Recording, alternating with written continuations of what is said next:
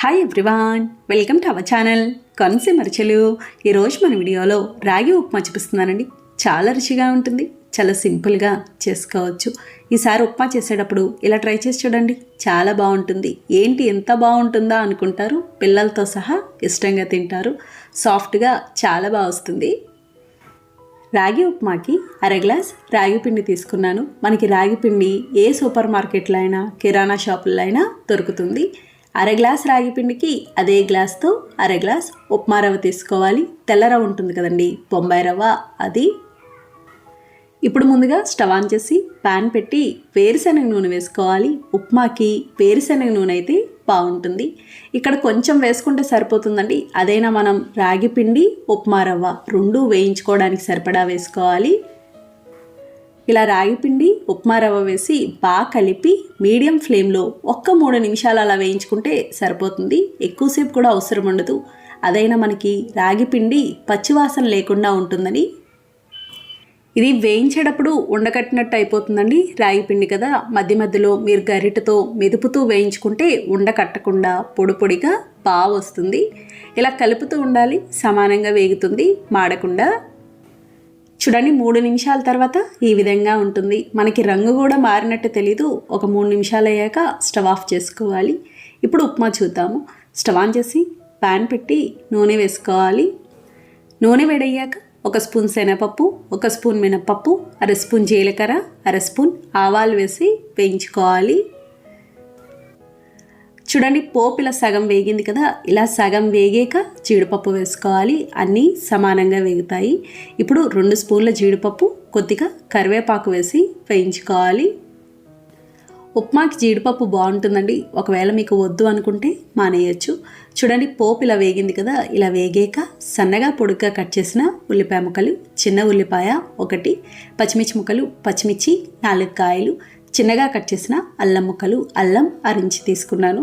చిన్నగా కట్ చేసిన టమాటో ముక్కలు, చిన్న టమాటో ఒకటైతే సరిపోతుంది. టమాటో మరీ ఎక్కువ వేయాల్సిన అవసరం ఉండదు. ఇలా బాగా కలిపి మీడియం ఫ్లేమ్లో వేయించుకోవాలి. చూడండి, కూరగాయ ముక్కలు ఇలా బాగా వేగినాయి కదా, ఇలా వేగితే సరిపోతుంది. ఇప్పుడు ఇందులో నీళ్లు పోసుకోవాలి. రాగి పిండి ఉప్మా రవ్వ కలిపి 1 గ్లాస్ కదండి, 1 గ్లాస్కి అదే గ్లాస్తో 3.5 గ్లాసుల నీళ్లు పోసుకోవాలి. కరెక్ట్గా సరిపోతాయి. ఉప్మా ఎప్పుడైనా సరే కొంచెం పలుచగా ఉంటేనే బాగుంటుంది. ఇందులో తగినంత ఉప్పు వేసి కలుపుకోవాలి. నీళ్లు మరగాలి. అలాగే మీకు ఇందులోనే కావాలి అనుకుంటే చిన్నగా కట్ చేసిన బంగాళదుంప ముక్కలు, క్యారెట్ ముక్కలు కూడా వేసుకోవచ్చు. చూడండి, నీళ్ళు ఇలా మరిగినాయి. ఇప్పుడు ఒకసారి రుచి చూసుకొని ఉప్పు తక్కువైంది అనుకుంటే ఉప్పు వేసుకోవచ్చు. ఇప్పుడు లో ఫ్లేమ్లో పెట్టి మనం ముందుగా వేయించుకున్న రాగి పిండి ఉప్మా రవ్వ వేసి ఇలా కలుపుతూ ఉండాలి. ఉండకట్టకుండా ఉంటుంది. మామూలు ఉప్మా కంటే ఈ ఉప్మా కొంచెం ఉండగడుతుందండి. ఎందుకంటే రాగి పిండి ఉండడం వల్ల మీరు మధ్య మధ్యలో ఇలా మెదుపుతూ ఉంటే ఉండకట్టకుండా ఉంటుంది. ఇది కొంచెం దగ్గర పడే వరకు ఉడికించుకోవాలి. ఉప్మా ఉడకడానికి అస్సలు టైం పట్టదు, చాలా త్వరగా అవుతుంది. అప్పటికప్పుడు సింపుల్గా చేసుకోవచ్చండి. చూడండి, ఇది ఇలా బాగా ఉడికింది కదా, ఈ విధంగా ఉండాలి. చూడ్డానికి కొంచెం పలుచగా ఉన్నట్టుంది కదా, కానీ కాస్త గట్టి పడుతుంది. మరీ గట్టిగా ఉన్నా అంత బాగుండదు. ఇలా ఉన్నప్పుడే స్టవ్ ఆఫ్ చేసుకోవాలి. స్టవ్ ఆఫ్ చేసుకొని చిన్నగా కట్ చేసిన కొత్తిమీర, 1 అర స్పూన్ వరకు నెయ్యి వేసి మూత పెట్టేసి 5 నిమిషాల పాటు అలా ఉంచేసేయాలి.